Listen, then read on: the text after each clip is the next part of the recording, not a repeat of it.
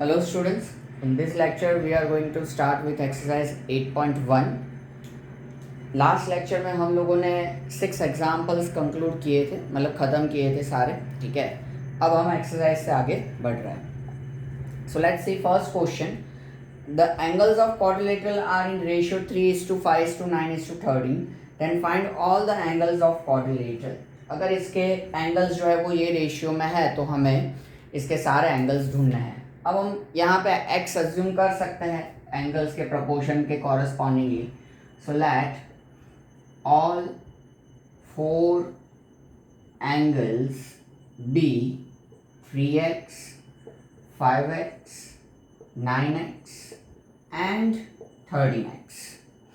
Okay, so by angle sum property, sum of all these angles, all 4 angles we can say that of quadrilateral is equals to 360 degree.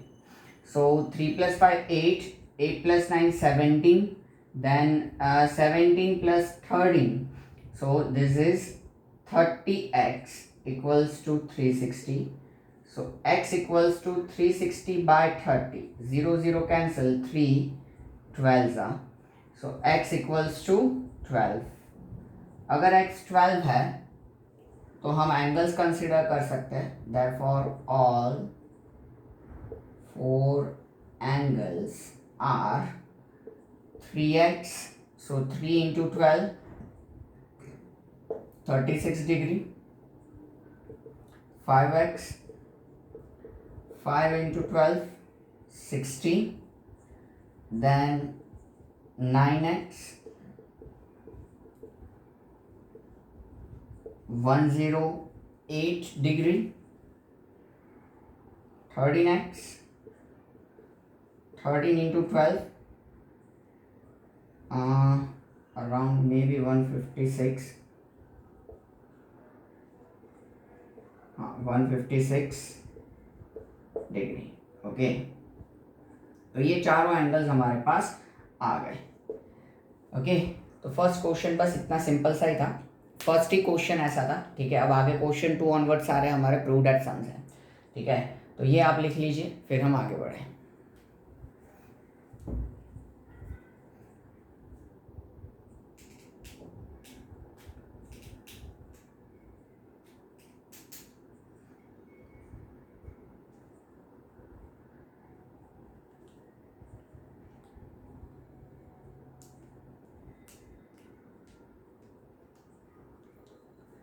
Okay, now question 2.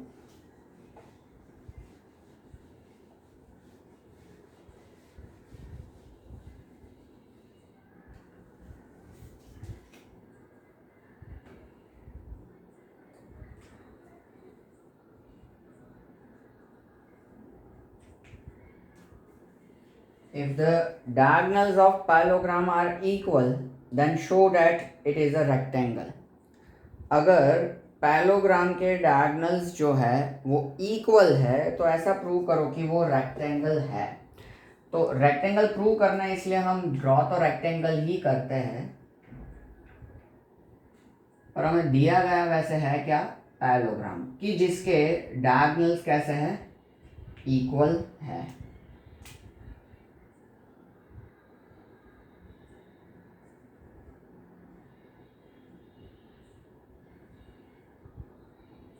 से A, B, C, D. In the case if it is required, then O. Okay, so diagonals of parallelogram are equal, then show that it is a rectangle. So parallelogram ABCD is given.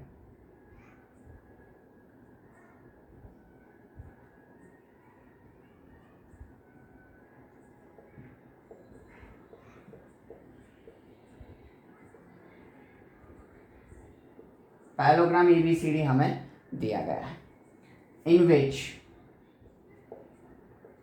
Diagonals are equal, यानी कि AC is equals to BD. Okay, to prove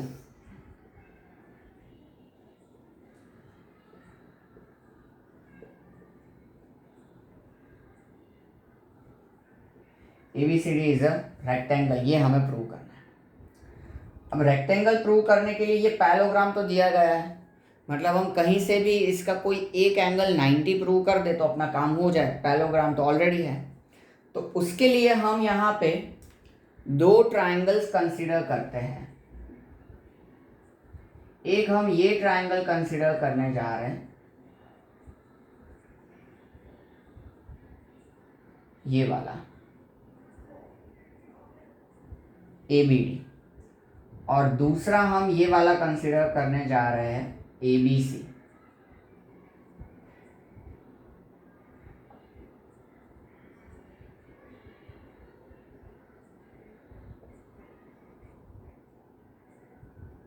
okay, ये दो हम triangles consider कर रहे हैं।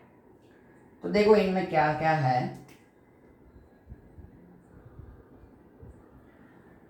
कि in triangle ABD and triangle ABC, एक तो हम कह सकते हैं कि AD is equals to BC, opposite sides of parallelogram are always equal, that's why. So opposite sides of parallelogram, reason तो लिखना पड़े। फिर AB is equals to AB, common side,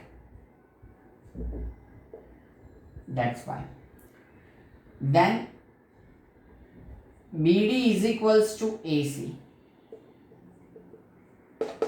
given. So therefore triangle ABD is congruent to the triangle ABC by SSS rule, and according to that we can say that angle A equals to angle B, whole angle A equals to whole angle B by CPCT. Now angle A plus angle B equals to 180. Adjacent angles are supplementary in parallelogram, so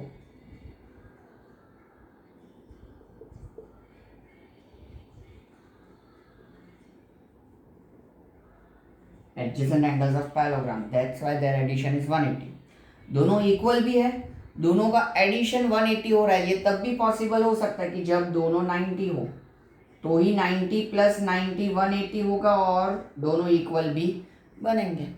so A equals to B equals to 90, तो parallelogram में एक angle 90 हो गया। So therefore ABCD is a parallelogram in which one angle is 90, and therefore ABCD is a rectangle. Okay, तो ये हो गया आपका क्वेश्चन 2। ओके, लिख लीजिए लेक्चर पॉज करके, फिर आगे देखें।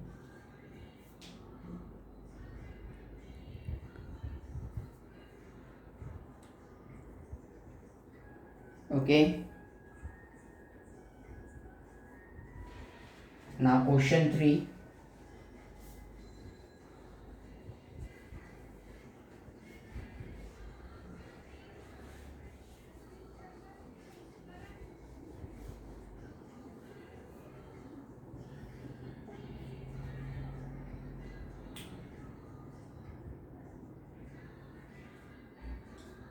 Show that if the diagonals of quadrilateral bisect each other at right angle, then it is a rhombus.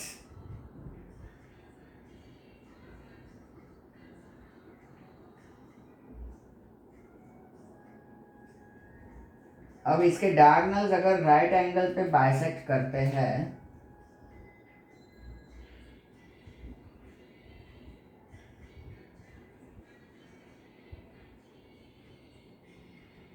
Okay, तो ये रोम्बस है, ऐसा हमें प्रूव करना है।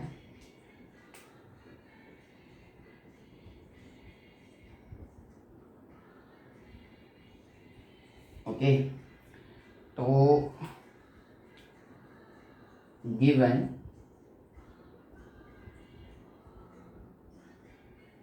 in quadrilateral ABCD diagonals AC and BD bisect each other at right angle. To prove ABCD is a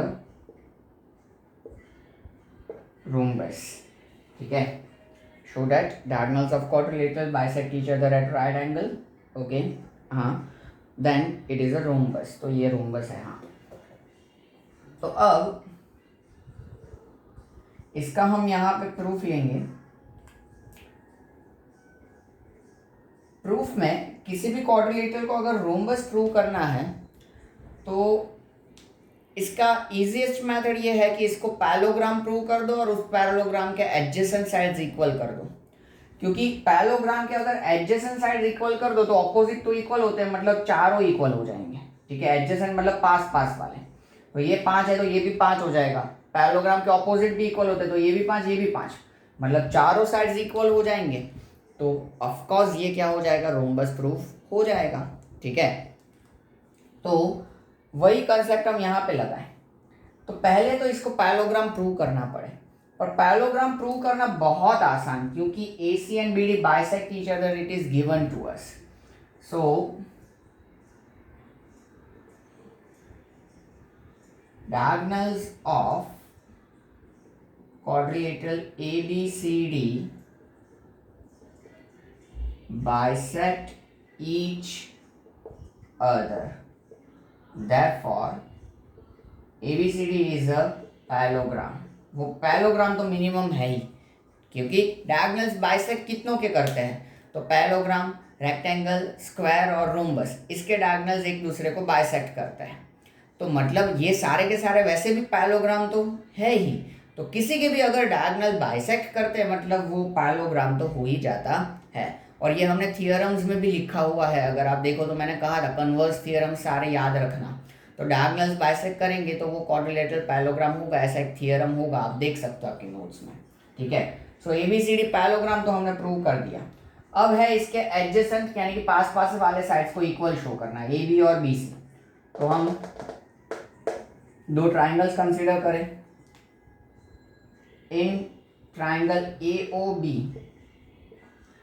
and triangle COB. AO is equals to CO. Diagonals bisect each other.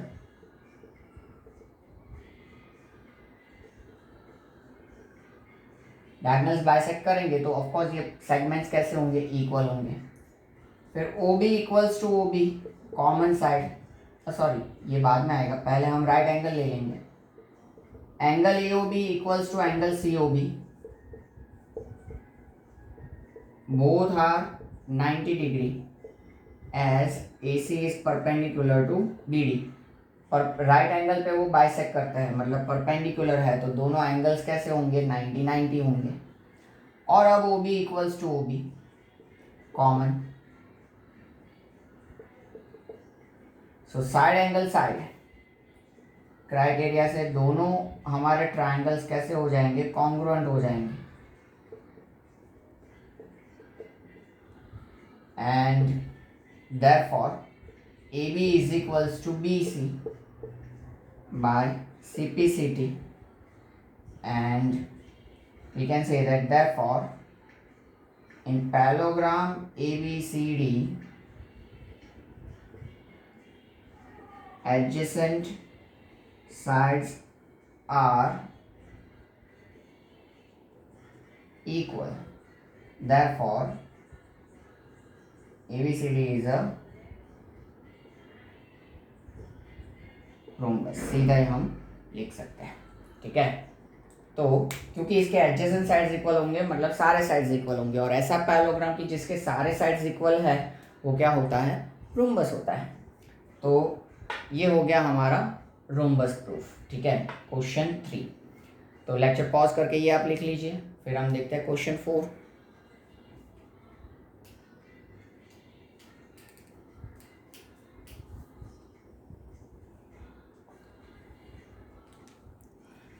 Okay.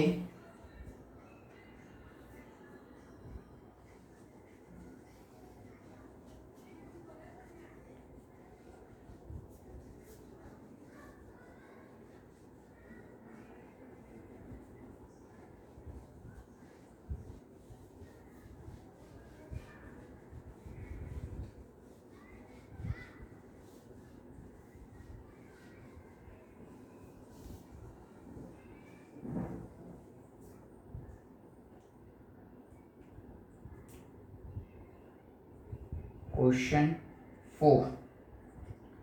Show that the diagonals of square are equal and bisect each other at right angle. ठीक है, square के diagonals जो है वो equal भी होते हैं, एक दूसरे को राइट एंगल पे बाइसेक्ट भी करते हैं, ऐसा हमें यहाँ पे प्रूव करना है।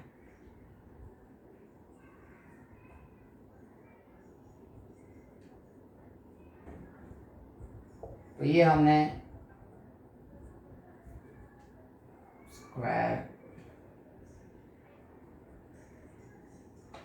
बनाया से ए बी सी और डी, उसके डायगोनल्स हम बना दें यहाँ पे ए सी एंड बी डी। ओके, तो इसके डायगोनल्स इक्वल भी होते हैं, ये हमें प्रूव करना है, बाइसेक्ट भी करते हैं और परपेंडिकुलरली बाइसेक्ट करते हैं, ये सारी चीज़ें हमें प्रूव करनी है। तो पहले तो गिवन में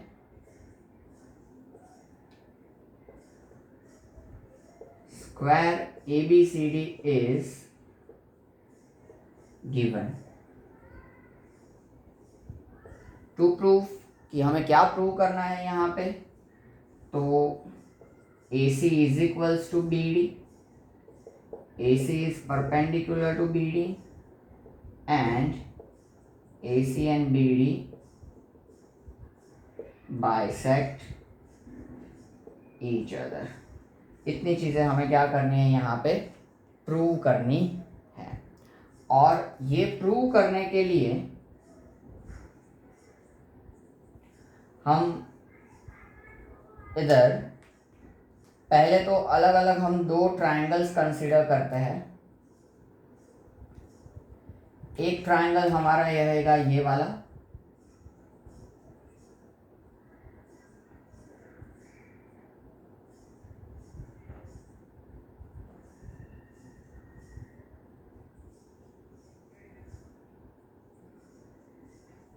ओके, ABD, और दूसरा ट्रायंगल रहेगा हमारा ये वाला ABC। ओके, इन दोनों ट्रायंगल्स को अगर हम देखें तो AD और BC इक्वल होंगे sides of square, angle A और एंगल बी इक्वल होंगे, मतलब DAB और CBA राइट एंगल क्योंकि स्क्वायर है, और AB कॉमन साइड होगा। तो SAS क्राइटेरिया से दोनों ट्रायंगल सिमिलर हो जाएंगे, तो CPCT से AC और BD भी कैसे हो जाएंगे, इक्वल हो जाएंगे। So in triangle ABD and triangle BAC, ABD and BAC, we can say that AD is equals to BC, reason sides of square, सारे साइड्स इक्वल होते हैं। फिर angle DAB equals to angle CBA, both are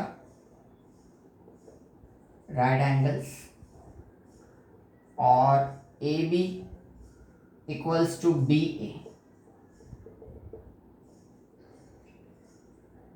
common side. So therefore triangle ABD is congruent to the triangle BAC by side angle side, and therefore this BD is equals to AC by CPCT। तो diagonals तो equal हो गए, ठीक है। अब bisect इसको हम prove करें और फिर परपेंडिकुलरली बाइसेक्शन। तो बाइसेक्ट प्रूव करना बहुत ही आसान, एक ही स्टेटमेंट का खेल। ये एक स्क्वायर है तो स्क्वायर एक पैरेललोग्राम तो होता ही है, तो इसके डायगोनल्स एक दूसरे को बाइसेक्ट भी करते हैं। Here ABCD is a square and square is a parallelogram. So diagonals of parallelogram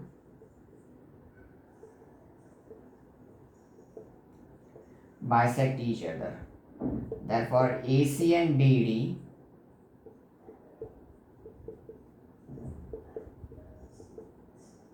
bisect each other, ये एक दूसरे को क्या करेंगे, बाइसेक्ट करेंगे।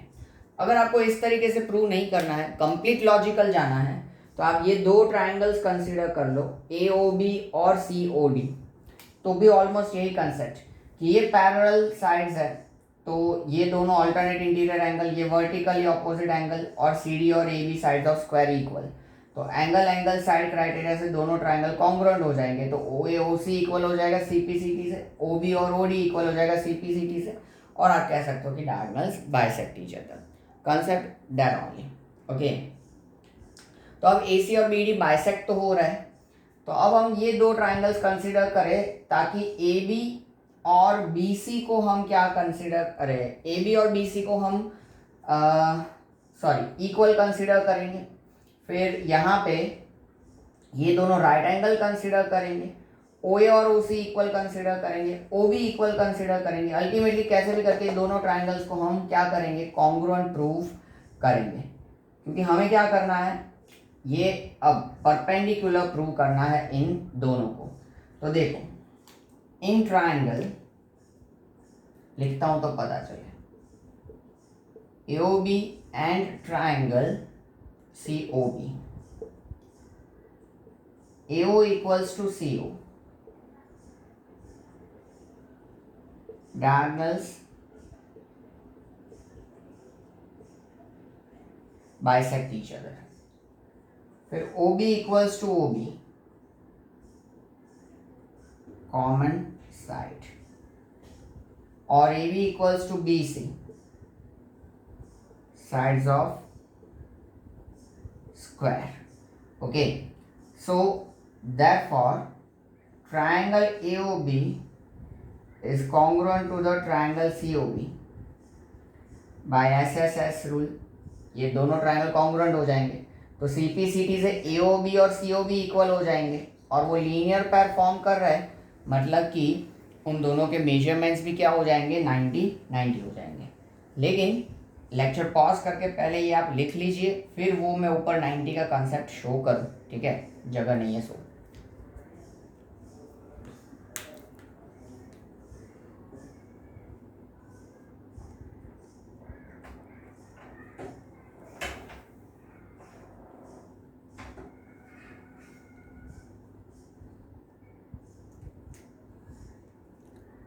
ओके,